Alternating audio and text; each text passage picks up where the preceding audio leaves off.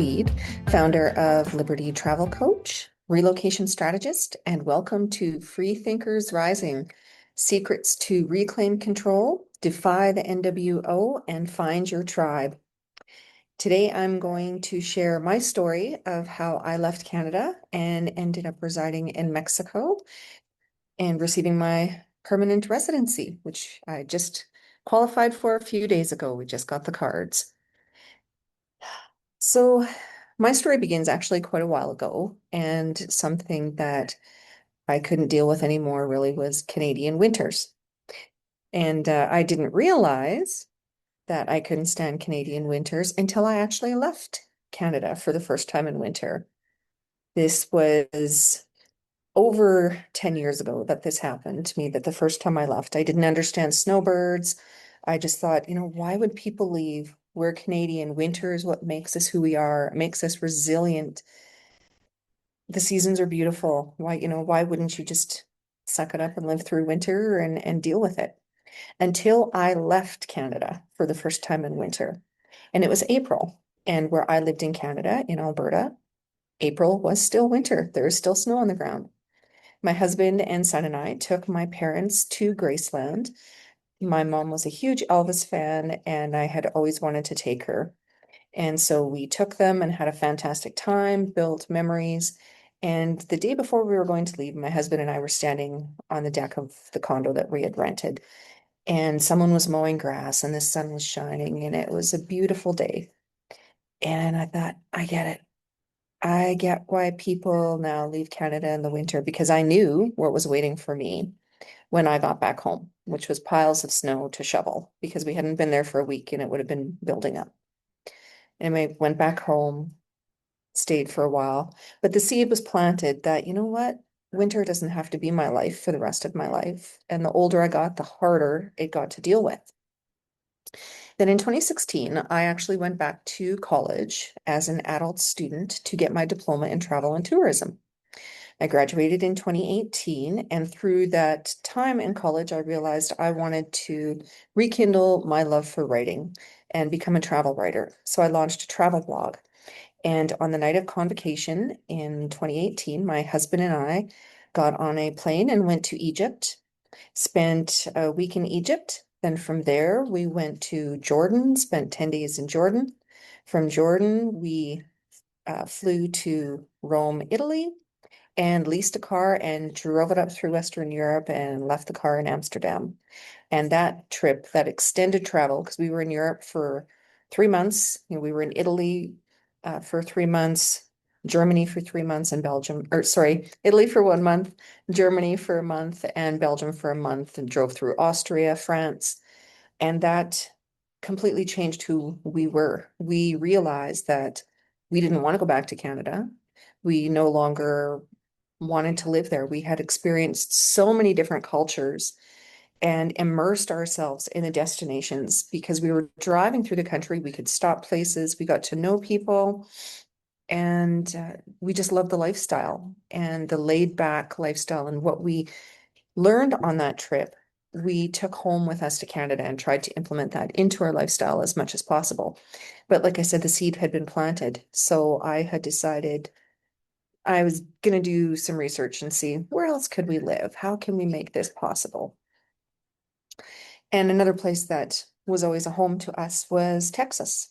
So come 2019, we went to Texas and stayed in Texas for 4 months. Loved it, thought, let's give it a try. We had purchased some real estate there a few years earlier. We were very familiar with the Austin, Texas Hill Country area, so really immersed ourselves in that destination as well. And Texas always, it feels like a second home. I love Texas. And went back to Canada and thought, okay, we know we've got to go.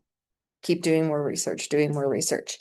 And then we all know what came in 2020. And that really was the catalyst to say, okay, we gotta go. Things just got so strange. And I realized that the government was not what I thought it was, and embraced more libertarian ideas. I don't agree with government overreach, and I did not agree with them telling me who could come to my house or who couldn't come to my house. Healthy people weren't allowed. If you had anyone in your home, you could get $100,000 fine. Let's, and everything, the masks, the vaccines, what was going on in society. It was just so strange to me. It was disturbing. In 2018, when we were doing our travel, we stopped watching TV. So after that, we didn't watch TV anymore. We weren't being programmed like everyone else was. So I just couldn't figure out what is wrong with all you people. Why are you acting this way? And yeah, we thought finally we have to leave Canada before we cannot get out of Canada. And the doors started opening. So I had actually purchased a book called A Better Life for Half the Price and was reading that and learned about some countries I'd never heard of before. So I thought, okay, we'll put these on the list. Once the door opens for us to go, we'll go exploring these places. But the one thing that we also learned when we went the first time for long-term travel is make sure that you have an income in place before you go. Because we traveled on savings. We had sold our properties, sold our house, and traveled on our savings. And isn't really the best thing to do, but we had to take that time when it came. The opportunity arose, so we left. So we learned from that, don't go until you have an income in place. So I had been applying for writing positions and I did land a junior writer position with a company that was fully remote.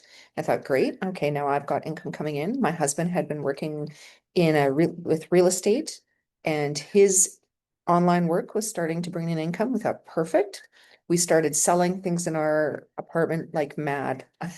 I was selling everything, putting it on Kijiji. What we have in Canada is Kijiji, sort of like a Facebook marketplace, selling as much as we possibly could. And then where I began watching for house sits, and house sitting opportunity actually opened in Texas. And at that time, Texas was wide open. They had ended their restrictions. You didn't need there was no masking in public. You didn't need any vaccinations to get into Texas. You did have to have the PCR test done in order to fly into the United States. And this was in June of 2021. And so it was just when the vaccine rollouts were all starting to come. And people were going, like when I applied for this house sit and we got it, it was a 6-week house sit. So I thought, perfect. We had ended our lease in our apartment that we were renting. And we were doing it month to month so that we could go when the time came. And people thought we were kind of crazy. Well, how can you travel? Where can you can't do that. Can you go to the States? And you could fly into the United States, but you could not drive into the United States.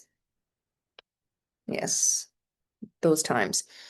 So we booked our tickets, got the house set, and when we got to the airport in Calgary, we were the only international flight leaving. The airport was empty. You could have set a cannon off in that building. It was so surreal. It was so strange. And when we walked through customs, because customs is in Canada to get into the United States, we felt this burden left and we thought we're free. We are finally free. We're getting out of here. So we got on our plane to Texas, landed, everything was wide open. And I tell you, the Americans were traveling like mad. Canadians were still hiding in their houses, terrified of COVID. And I couldn't believe it. It was almost a culture shock for us how active everybody was. People were acting normal in the grocery stores. They were getting in front of you. In Canada, people were still going up and down the aisles, following the arrows and the lines. And we went home from getting groceries the first time in Texas and just needed a breather. We couldn't believe it. People were acting normal. And so it was wonderful. It was a farm that we were staying on. Well, yeah, kind of a farm, like a little ranch type of thing. She had sheep. We took care of that, her cats. There was deer on the property, all kinds of wildlife, beautiful birds. And from there, the company I was working for wanted me to go and write about properties that they were developing. And they had properties in Belize and Nicaragua. So our next stop was Belize for 6 weeks. And we stayed there. Then from there, we went to Nicaragua for 6 weeks, explored the country, saw what it was like. And that time, travel was very, very difficult. Flights were very stressful. You never knew if you were going to be allowed on planes. You never knew what was going to get canceled. You never knew how many tests. And the tests were so expensive to get. In Belize, it was 200 US dollars a person to get a test to say, yeah, you're cleared to fly. And it was just so stressful that I said, next place we go, I have to stop and I just have to be for a little while. And that place was Mexico. Mexico was at that point the freest country on the planet. They never really shut down their economy. They did for a bit, they put restrictions on how many people could go to resorts and that type of thing, but there was no mask mandates. There was no vaccination requirements. There was no testing required to get into Mexico. They were open. And I said, that's where we're going to go. So we went to Mexico as our next stop. I thought we can go there for the 180-day tourist visa, just kind of settle, de-stress. And while we were in Mexico, we started on house sits and we house sat in Zihuatanejo in a little village south of Zihuatanejo called Barra de Potosi. Then from there, we went to stay out in the country outside of Mexico City, but in a town, in a house between two towns called Melanelco and Tenancingo. Fabulous experience, a little too isolating because we were the only gringos around. Nobody spoke English. And at that point, we spoke no Spanish. So it was challenging, but it was very good for us to do that. From there, we came to a place called Ajijic that I had read about in A Better Life for Half the Price. And I was a little skeptical. I thought, what I wasn't sure about was there's a huge expat population. It's the largest um, gathering of American expats on the planet are in Ajijic. Canadians, there's Germans, and I thought maybe there's too many expats. I just wasn't sure. But I'd heard about the amazing climate. National Geographic had said second best climate on the planet, so that ticked off my climate box. I don't want winter anymore. And so you don't need air conditioning, don't need heating. I thought I'm just really curious about it. It's a small, not a huge mega city like Guadalajara or Mexico City. They're just too big. Love to visit, but don't want to live there. And so we finally managed to get to Ajijic, and we were here for 3 days and went, I think this is where we're going to stay for a while. Because we had been so isolated when we got to Ajijic and there were people speaking English at restaurants, we first felt like we were eavesdropping on people, but it was so nice to hear people speaking English. English is widely spoken in Ajijic. Some people say too widely spoken, but if you want to speak Spanish, you can speak Spanish. If you want to speak English, you can speak English. Almost everybody does speak English. I do encourage people to learn Spanish though. And we thought, this is it. And we went on a real estate tour. And as we were on that real estate tour with a local, she drove us by the immigration office and she said, that's where you go to get your permanente or temporal. And I said, well, wait a minute. In Mexico, you have to apply for your temporary residency back in your home country. And I knew we weren't going back to Canada. We couldn't go back to Canada because if we went back, we couldn't get out because they had put travel restrictions on that nobody, if you were unvaccinated, you couldn't leave. You couldn't get on a boat, you couldn't get on a train, you couldn't get in a car. You were in the Great White North Prison. And so we were not going back to Mexico. And she said, oh no, because of the pandemia, the government has put a program in place where if you are here, you can apply for your temporary residency. But okay, well, this is interesting. I have to learn more about this program that the government has put in place. I had heard nothing about it. Nobody had mentioned anything about it. So we had her connect us with a lawyer that she knew and recommended to see if we qualified for this program. And at that time, we had arrived in Mexico in December of 2021. And it was at this time now, it was April of 2022. So the rules had changed. She said they're changing all the time. So we'll connect you with him and he can tell you what the rules are. So at that time, in April of 2022, in order to qualify for the R&E program or the amnesty visa that they put in place for this temporary residency without going home, you had to have entered Mexico before the end of December 2021. You had to have entered Mexico once within the last 5 years, and um, your current visitor visa, your 180-day tourist visa had to have been expired. And that's what you needed to qualify. And we thought, well, no problem because we've got time. Ours doesn't expire till June. We had, which is an interesting thing too. We thought, well, we have time. So she said, you send him a copy of your passport, send him a copy of your visitor card. So we did that. And he got back to us right away within days. And he said, I have an appointment booked with you at immigration. Why do you only have a 16-day tourist visa? So our tourist visa had already expired. We were here illegally and had no idea we were here illegally. Now it's a weird turn of events that had us only on a 16-day visa. When we left Nicaragua, Mexico, and the only other country that was open with no restrictions was El Salvador. El Salvador just dropped their restrictions. So I said, okay, we will book a flight to El Salvador after our 6 months. That's where we'll go next because they're open. So June 1st, we will book our flights to El Salvador. When we checked in immigration at Mexico City, when we landed, she asked, do you have flights booked out? I said, yes. She asked for the dates. I showed her my flights, June 1st, 2022. She gave us our tourist visa. And beside the DS on the bottom, it had 1-6 with a circle.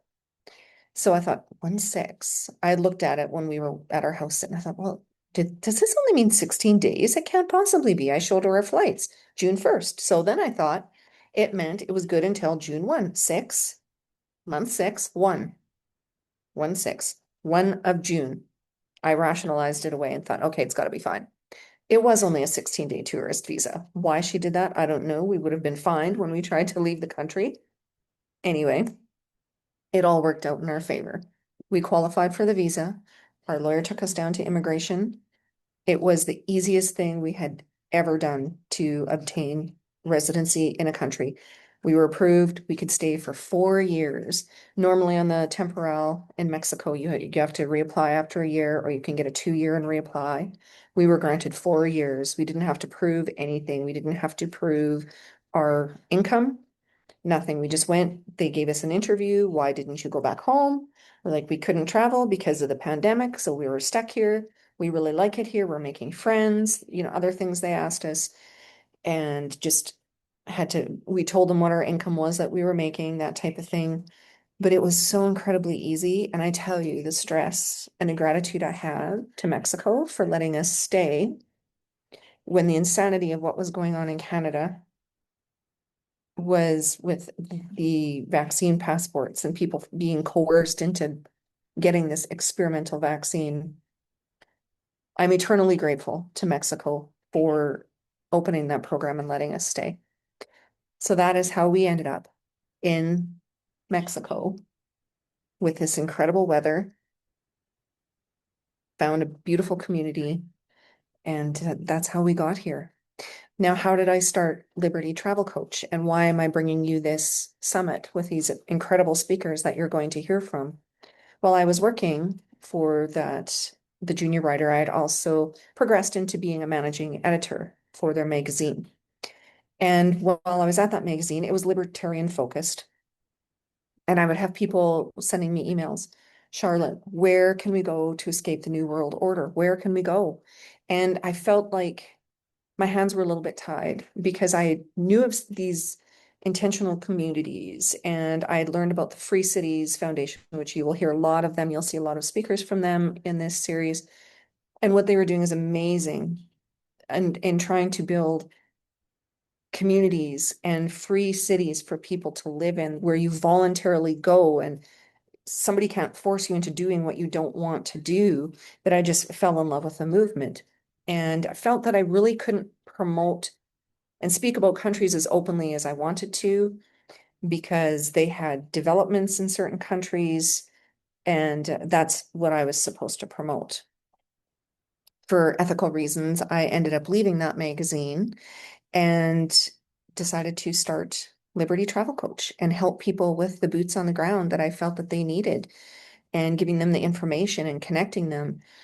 with communities that match with their desires and their wants, what they are looking for, what they need, what checks off your boxes.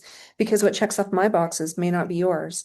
Mine was affordability. Canada is ridiculously expensive to live in, and it's getting worse.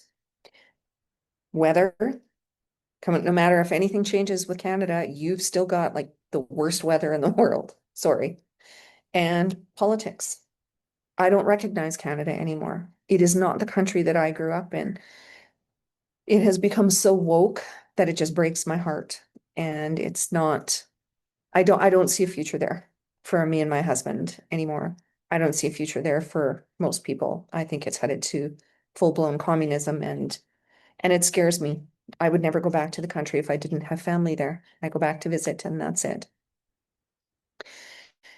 So that's how I started this summit.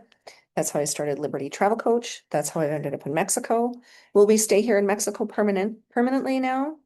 We've been here 4 years, and I'm not sure because Mexico has taken a turn. Political stability is something that's very important to me and the direction the government's going. And it concerns me what's happening with the big push on the digital ID in order to have a phone to pay at gas stations. That's supposed to be coming at the end of 2026, that you will only be able to pay digitally, no cash, and toll roads, no cash. So they're trying to force out the cash. I don't know how it's going to work here, to be honest, because Mexico is still an incredibly cash-based society. There's still restaurants that accept only cash. You go to the market, you pay cash. How are you going to shut down these little taco stands that are all over the place, these little mom and pop businesses, and say you can't work anymore unless you're transacting digitally? Sorry, I have a problem with that word today. So we will see. We're back here. We've done a lot of traveling. I helped clients get settled in Montenegro. I was very curious about this country as well, exploring residency options there, and is it a place that we could live? So I'm still looking. I'm still searching, see what doors open. And you can come along on this journey with me as I continue to research countries and bring you the information, meet people, build communities overseas in different countries, because without the community, you really have nothing. You don't want to be isolated. Back to where I said about being in Ajijic in the expat community and going, maybe there's too many of them. Maybe, but there's a lot of good ones. A lot of good people who have relocated here, who are freedom thinkers like you are, freedom thinkers like I am, who have strong faith, who want to build a community, and they are here as your support. And it's very important wherever you decide to go, that community is at the top of the list. You need that support network with people who understand you, who know where you're coming from, who can help you, who speak your language, if where you're going is not your native language, to help you through the ins and outs. Because, every country has its quirk. No country is perfect.